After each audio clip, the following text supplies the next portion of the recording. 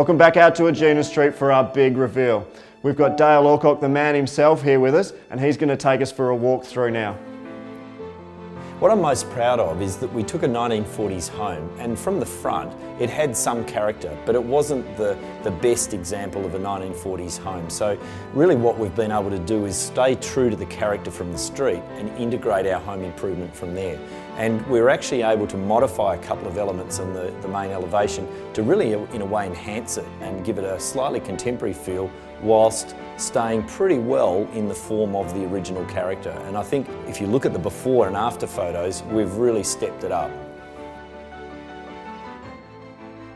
The thing I like the best out of number 4 Egina Street with what we've achieved is that we had some character and we wanted to pull that through, but we haven't been locked into being hard and fast to that era. So you'll see that there's some contemporary elements come in, but we haven't sort of got this front half of the home that's old and the back half, the new part, and upstairs is brand new. There's a real thread that ties the whole thing together.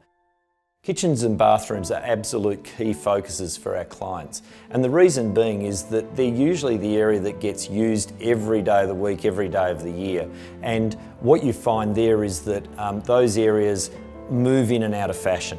And so what we get the opportunity to do when we're doing extensions is modify those areas, renew those areas, and they take on new life. And as you'll see in this home here, the kitchen becomes the central command hub of the home, the integration between indoor living and outdoor living, with the kitchen right in control of that. So when you come down and have a look, you'll see that it takes up a very commanding position, but the character of it is very much in keeping with the total home character that we've been able to create here. The best feature of the house, as far as I'm concerned, is when we go upstairs. We enter a living space there, an informal living space, and when we look outside, we're getting a treetop view of Mount Hawthorn.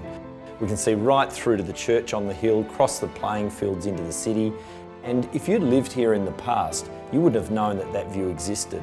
And even as we look back towards the street, there's a highlight window there. We've got a tree with its autumn leaves falling, and you just would never have imagined that living in this location could have given you that outlook.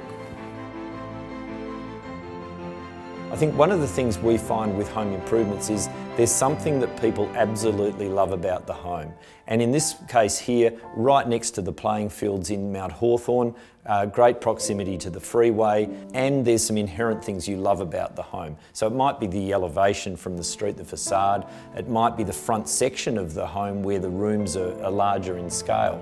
And then there's a whole lot of things you don't like about the home. And so what we've been able to do is simply cut the back off, add a modern extension to it, go upstairs, add a main bedroom and living area, and that way we've really added value to it.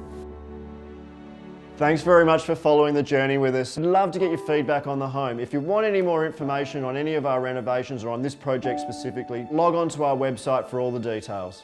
Thanks for following along, and we hope you've enjoyed the journey.